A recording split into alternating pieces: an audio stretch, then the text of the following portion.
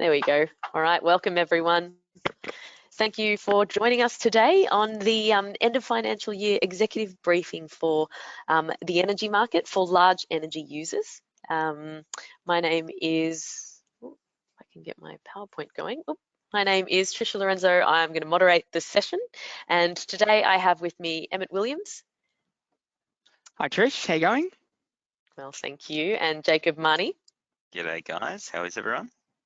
Yeah, well, thanks, mate. How are you? Yeah, good, thanks. Welcome, gents. And I'll get you to introduce yourself. Let's start with Jacob. Sure, yeah, so my name's Jacob, General Manager here at Flow Power. Been with Flow Power for about 4 years now, working pretty closely with a lot of our customers and clients. Prior to that, I have worked in energy consultancy for another 10 years. Emmett. Awesome, thank you, Jacob. Yeah, hi guys, Emmett Williams, Head of Client Solutions here at Flow Power. My role at Flow is to manage our existing customer function. So I work with our Client Solutions managers to manage the accounts of our existing customers and deliver and provide ongoing value through bespoke energy management solutions for our customer base. Excellent, thanks guys and welcome. And for the audience, I'll take you through the agenda today. So today we're going to have an energy market overview from Emmett and Jacob. What's happened in the last financial year? We've had a lot of activity and interesting events happen, particularly in the last 3 months. So we'll drill into them. Then we'll look at what it means for your business. So what are these changes in the last year mean for your business, and then we'll talk a little bit about what you can do. That'll take about 20 minutes, and then we'll have about 10 minutes for question time. So if you do come up with any questions, pop them in the chat and we'll look to answer them at the end. Okay, so let's start. Jacob, can you take us through a little bit about the energy market, please?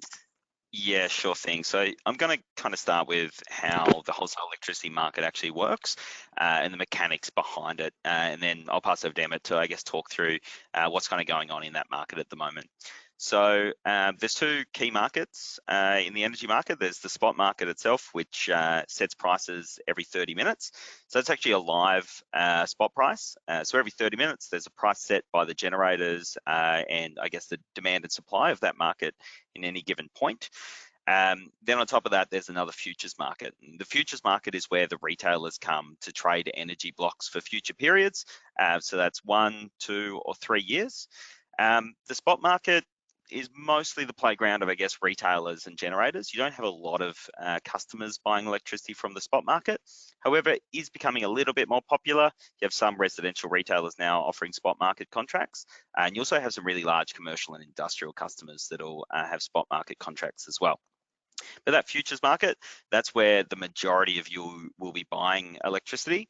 So as I said, that's a fixed price for 1, 2, and 3 years. The price itself does move daily though. So you can have movements in the futures price between 10 a.m. and 4 p.m. That's traded Monday to Friday. And that'll change that price for 1, 2, and 3 years. So when you go and get, as a business, when you go and get a quote from an electricity retailer, they're pretty much referencing that futures price. And that's how they're going to set your price for the next few years. So that's kind of a really brief overview of how those 2 markets work. I guess a couple of the key things to be aware of as we get into this today is that Australia is currently going through an energy transition, one of the largest in the world, in fact. So we've got a really old coal fleet. Famously, Hazelwood shut a few years ago, which you may be aware of. That kind of led to some pretty significant jumps in pricing, which we'll touch on in a second. And I guess what's coming in to fill the gap is a lot of renewables. So we've got a lot more wind and a lot more solar. The issue with that is there's still intermittency. So it's not always windy, it's not always sunny, and we don't quite have the storage yet to cover it. So there is, I guess, it's more volatile at the moment than it has been over the past few years, would you say, Emmett? Yeah, that's fair to say, correct. And I suppose it's really worth highlighting that we're in an interesting part of the transition because we're seeing these, I guess, volatility moments have an impact on both the futures and the spot market. As you said, Jacob, we're going into a period of time where we're going from reliable coal generation to intermittent solar and wind generation, and that's having a profound effect on the prices in the spot market, which really then feed through into the futures market. So businesses going to market to buy electricity contracts at the moment probably would be aware and have seen some big changes in the energy price they pay. Yeah, definitely. So I think over the last 4 or 5 years, people would be pretty shocked with what they're getting, particularly if they've been, in their business for 20 or so years buying electricity. There's been some pretty significant lifts recently, and we'll talk to that on this next slide here. So this next slide, once we get it up. Yeah, cool. Thanks, Trish. So this next slide shows the New South Wales futures price over the past roughly 20 years, since the market was actually deregulated in early 2000s. So basically, as you can see, prices were relatively stable for like a few years there, 2003 through 2007. The average price, even all the way up to 2011, was actually 3.7 cents per kilowatt hour, which is roughly around the price we're seeing now. Interestingly enough, they've kind of come back down. But what you can see there is, I guess, these huge swings due to really unforeseen events. So in 2008, we had our droughts. For those of you that don't know, coal-fired power plants need to use water to spin the turbines. They heat, burn the coal, heat the water up, turn it into steam, spin the turbines, make electricity. It's as simple as that. So, water prices really high. That led to really high electricity prices. That kind of dropped off as that started to end. But we did have, sustained pricing for a while. We had the carbon pricing era, which kind of left a bit of a tabletop there to keep prices high. But then we've entered this energy transition, and that's where we've marked the closure of Hazelwood. So that's happened in around 2017. And as you can see, that's probably the steepest gradient. So prices went crazy at that point in time. People definitely got some shocks when they went to renegotiate their electricity contract. And I guess that's the thing we're trying to flag here. Whenever you go to your retailer and ask for a new electricity contract, basically they're looking at whatever the price is on this graph, and they're setting that price for you for the next 1, 2, or 3 years.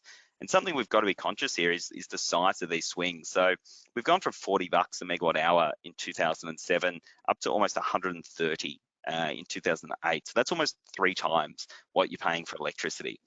And if you happen to need an electricity contract and you weren't really watching the market, as not that many people are, you could easily get stuck on this $130 a megawatt hour price. Whereas, your neighbor could have just not happened to get around to it at that time, contracted 6 months later and paid $60, so less than half what you're paying. So it's pretty incredible how much your business, I guess, operational costs can be affected by stuff that you might not really be paying attention to. And we are going to talk through some solutions to that later on in the piece. But at the moment, just kind of pointing your attention to how much this stuff can change by really unforeseen events. Like even Hazelwood closing wasn't really something the market was that aware of. It was kind of announced and then happened really quickly. There's a new rule now where we have to give, I think, 5 years notice for any coal-fired power plant that's going to close. So we know the next one, that's Liddell in 2022. But I guess one thing to touch on here is this drop or this downward trend that we've seen over the past, 24 months. COVID's definitely been a contributor. We've seen far lower demand, but we've also seen a huge influx of renewables, which is, keeping the price a bit lower. We've also had milder temperatures, which has kept that price down a little bit as well. But Emmett, this doesn't tell the full story because prices are on the rise again. Yeah, that's right. And I suppose I just want to highlight here that a lot of the businesses who are listening today would probably be aware and have experienced a lot of these price increases. I know the customers that I've worked with were taken aback by the increase in prices around the Hazelwood closure. And some people have gone to market in sort of the front half of this year have gotten some really cheap electricity contracts due to that downward trend that we're seeing towards the end of the grid, towards the end of the graph rather. But ultimately, these events are, as you said, Jacob, relatively, if not completely unforeseen for most businesses. So I guess I'd like to highlight a couple of things that are going on in the market recently that some of you may or may not be aware of, and we'll have a look at how that's affecting price as well. So earlier on the slide, we talked about the Callide power station failure. So towards the end of May this year, as you can see by the photo, there was a really, really calamitous explosion at the Callide power station. What that meant is that obviously the power station tripped offline and caused a domino effect in Queensland, tripping off a couple other generators as well.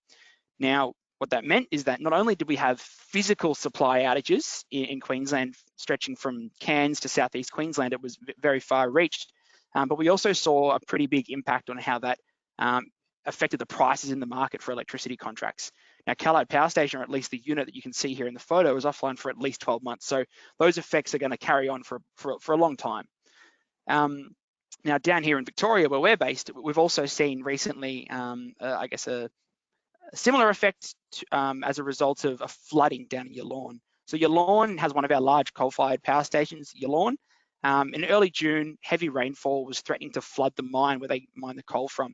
Now, that meant that they had to basically, I guess, reduce their generation, bringing out a lot of supply in the Victorian market. And once the floodwaters actually receded, they saw that there were cracks in the wall of the river diversion. So basically very cautious to ramp that back up again. And what that's actually doing is reducing the supply we have available here in Victoria, which once again is increasing the prices that we're seeing in the market. So I suppose that graph you saw a moment ago, Jacob, didn't tell the full story. We've seen a drop off in prices and now a recovery again, which is interesting, but means that some businesses potentially may be looking at a more expensive contract. Yeah, that's right. And Emmett, I guess on these couple of events as well, like not only are they affecting the market price, but they've also had some pretty bad outcomes for the physical supply of electricity as well, right? Yeah, in Queensland, we saw, I don't know the number of customers, but a very far-reaching blackout for clients. Here in Victoria, the same weather event, albeit not in Yallourn, but in the Dandenong Ranges in the east of Melbourne, meant that there's been supply to some 3,000 customers cut off, and we aren't looking at a full restoration until about mid-July. So, yeah, it obviously affects businesses' hip pocket, but it certainly affects homes as well and people living without electricity. Sure. And this is that danger of, I guess, of this aging coal fleet, where not only are they, going down for maintenance longer, they're literally blowing up, which is a pretty big concern, safety and for everything else we've just kind of mentioned. So I guess that's causing a lot of issues. But then we've also got the renewables. Obviously, we're seeing influx of renewables. We love renewables. But is there any issues with that, Emmett? Yes, I'm glad you asked. So there is, because obviously we've gone from, reliable, when I say reliable, some of them are blowing up, but baseline generation to intermittency in generation from renewables. So what we're looking at here is a phenomenon known as Dunkelflaute, or Dunkelflaute, I think is how we pronounce it. It's a German word, and what it translates to is dark lull. So basically it means when we're seeing particular points in time where wind or solar generation is at a very, very low level. So on the graph here, we're looking on the left-hand side, the 9th to the 10th of June, we saw wind generation supplementing a lot of the grid, obviously providing cheap electricity, and that's been part of the reason why electricity contracts have been so cheap over sort of the past 6 to 12 months, is a lot of cheap wind and solar generation supplying the grid. Now, to no fault of our own, from the 11th to 12th, we saw a significant drop-off in the amount of wind resource available to generate. Now, what that has meant is that the orange, or the sort of the orangey white color, which is gas generation, has had to come into the market to supplement that lack of wind. Now, obviously, gas costs a lot more than free wind. So I suppose this really highlights that the intermittency of the renewables, while we want to move to renewable generation, has some inherent complexities, doesn't it? It certainly does. And yeah, thank you, Tricia, for teaching us that new word today. Emma and I are going to be throwing it around pretty obnoxiously from here on out, I'd imagine. That's right. Yeah, I think this kind of just talks to what we've been talking about, where these events are so unpredictable. And even, we had really good wind at the start of the year, like high levels of wind, which was helping drive the spot price down, which in turn drives the futures price down. But now we've got less wind, a couple of other things going wrong, and then that drives the price up for the next 2 or 3 years. And I guess there are people out there, there are energy like consultants and brokers that'll tell you that they know what's going to happen in the futures. They'll tell you to hold off getting an electricity contract, to jump on, get an electricity contract now. But it's really risky because, like, unless you can predict what the wind's going to do and the rain's going to do and what power plant's going to blow up and when there's going to be a drought and all these things, it's a pretty risky game trying to predict when the price is going to be, I guess, at the floor. That's right, and I suppose what the overarching message from us here is that, if you are contracting on a business as usual basis, there are other options out there. Flexibility in electricity contracts, as we've highlighted here, can really pay dividends for customers that, instead of locking themselves to a price at any given point in time, allow themselves to, I guess, move with the market. You're not locking yourself in, and then you're not basically tying yourself to a price which may cost your business, more than is necessary for 2, 3, 4 years potentially. For sure. So what you see here actually is what we're looking at is the prices over the last 12 months. So this is an extension, I suppose, to the earlier graph, which cut off around sort of 2021, 2022. So this is tells a pretty interesting story, because you can see in early 2021, we had prices sort of sitting around that 5.5 cent per kilowatt hour level. That's in obviously New South Wales. And as we sort of progressed into 2021, a very mild summer, like you said, Jacob, and lots of renewable resources meant that spot prices were kept quite low. And as a result, futures prices, which we're looking at on the graph here, obviously we're reducing over a period of time till what was the bottom we found out in March-ish this year. Now since March, there has been, I guess, a natural recovery in the market, generators wanting to obviously try and bid in at a higher price to try and regain some of that lost revenue they had earlier in the year.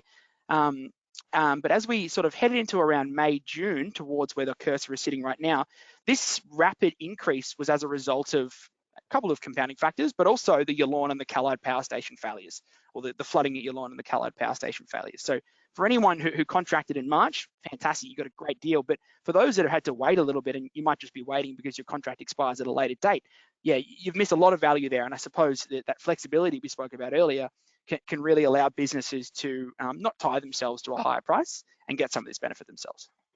For sure. And just, I mean, considering the magnitude there as well, we're not talking about like a few percent increase in your electricity price. This is a 50% increase to your electricity price. And if, you know, electricity makes up a lot of your bottom line, it's pretty important stuff to be paying attention to. And obviously not everyone can just pay attention to everything that's going on in the energy market at any time. No, certainly not, certainly not.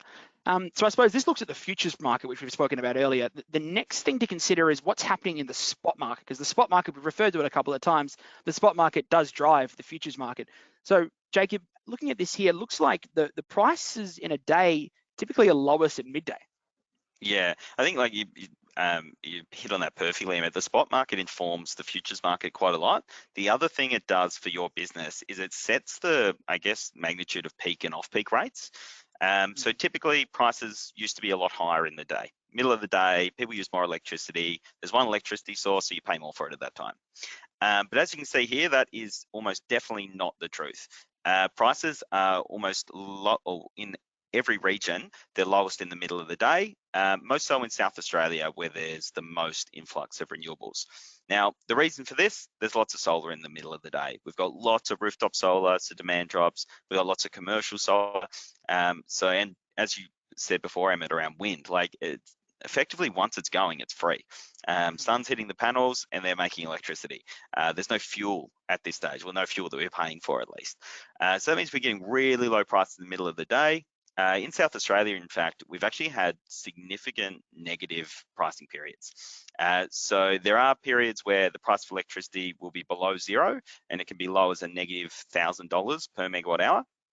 In South Australia this year, we've had 4 occasions where that's gone on for more than 10 hours, where retailers are actually getting paid to use electricity, and customers can get paid to use electricity as well.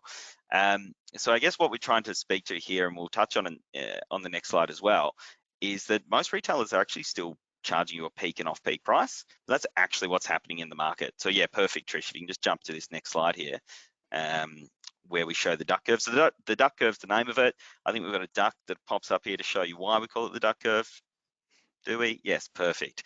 So it looks like the back of a duck. That's why we call it a duck curve.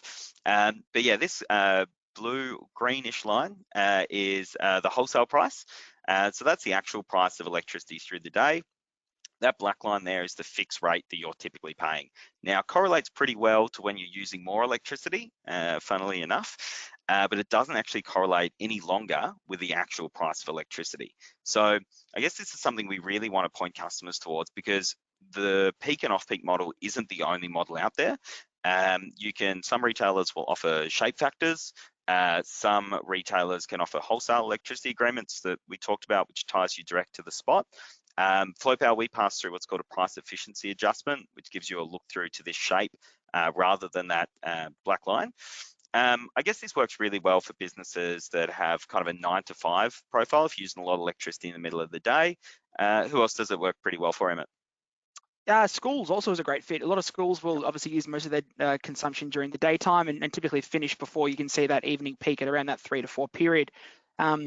Other businesses where our model or this wholesale model works really well for is those that have a small or any flexibility in when and how they use their energy, I suppose, because I mean, if you can avoid using power in that small peak in the morning and the larger peak in the evening, you can really improve your price outcome.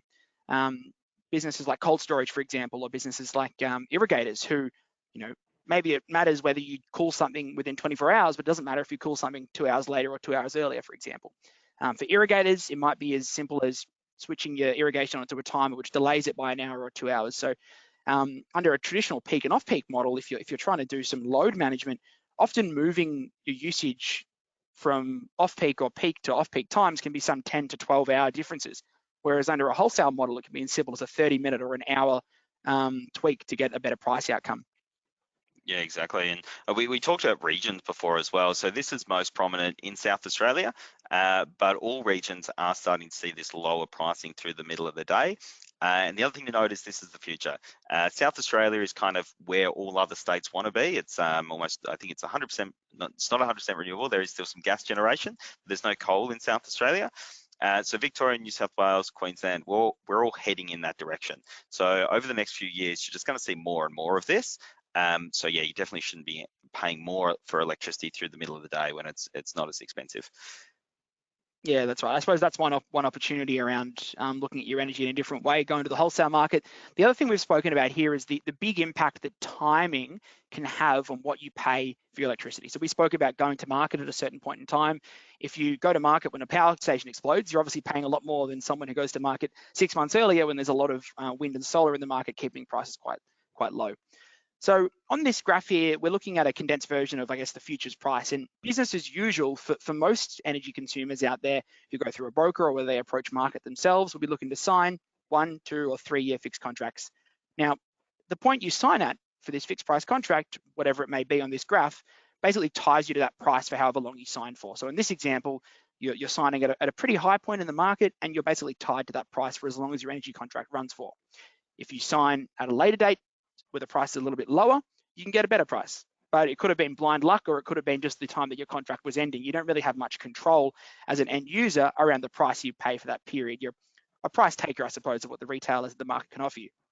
Now, there are other options out there, and we've spoken about it a bit earlier in the presentation, but progressive purchasing represents one way that you can manage this timing risk as an energy user. So progressive purchasing, instead of buying your electricity contract at one time, you look to take small bites out of it, so to speak, over a number of periods. So in this case, you're buying some of your energy in the front end, and gradually as time goes on, you're buying portions of it at different prices. And the ultimate price you end up paying is the average, or actually in this case, it would be the load weighted average, depending on how much you buy at every given point in time. So while you are tying yourself to one price, you're getting a bit of a better, I guess, exposure to the price movements in the market. Now, another alternative for businesses is a long-term renewable energy hedge. This is basically where you would commit to buy your energy directly from a renewable generator, wind or solar, over a course of 5 to 10 years. So quite a complex contracting option, and definitely not the best fit for every business out there, but for those that have a very long-term time horizon, it can represent a really effective way of contracting your energy. The last option, or the last option we've got here on the slide anyway, is an energy contract that includes an option. Now, this is what we see as the most flexible way to contract your energy, because the option allows you to buy your contract at a given point in time and, I guess, set your maximum price. So in the example here on the slide, you can see we've bought the energy at sort of 8.5 cents a kilowatt hour, and that is the most we'll ever pay. If the market rises above that level, we aren't going to pay any more. However, with an option, it actually allows you to re-secure your energy price if the market falls. So in this case, we bought on the left-hand side at 8.5 cents. However, before our contract has actually started, the market has dropped to sort of 7 cents thereabouts in this example. Now, under BAU, you don't get any of that benefit. Your retailer maybe, but you don't yourself. With an option, that allows you to re-secure your energy price at the lower market price, and therefore obviously get some market-based savings. This is a particularly common option for our customers, and I'd really encourage you to ask your retailer if there are options like this available as well. Yeah, for sure. It is kind of crazy that these different options aren't used more widely.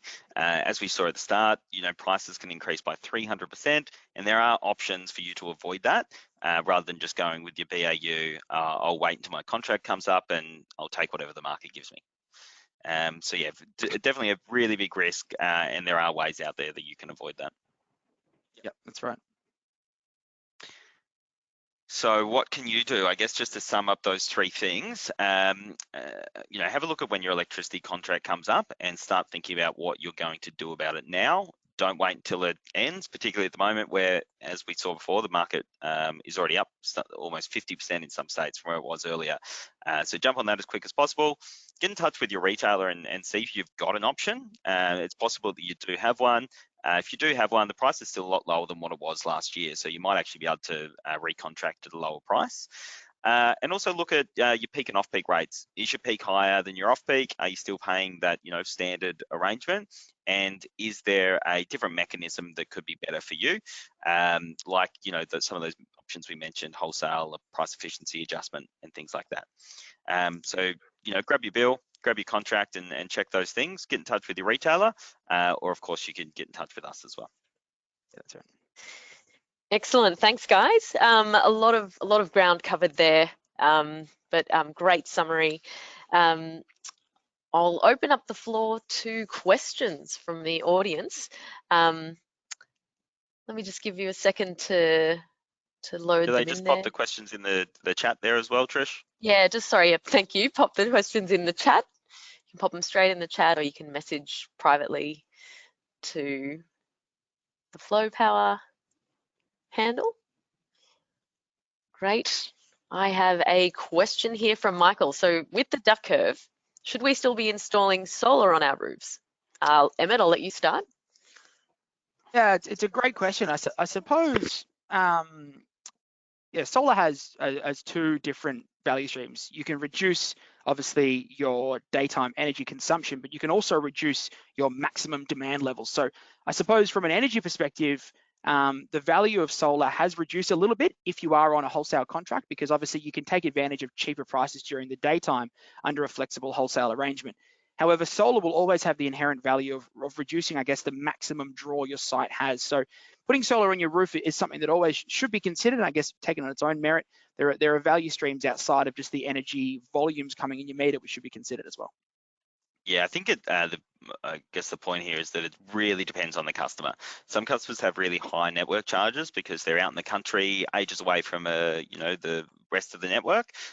Those people typically have really high network charges. Solar becomes a lot more viable.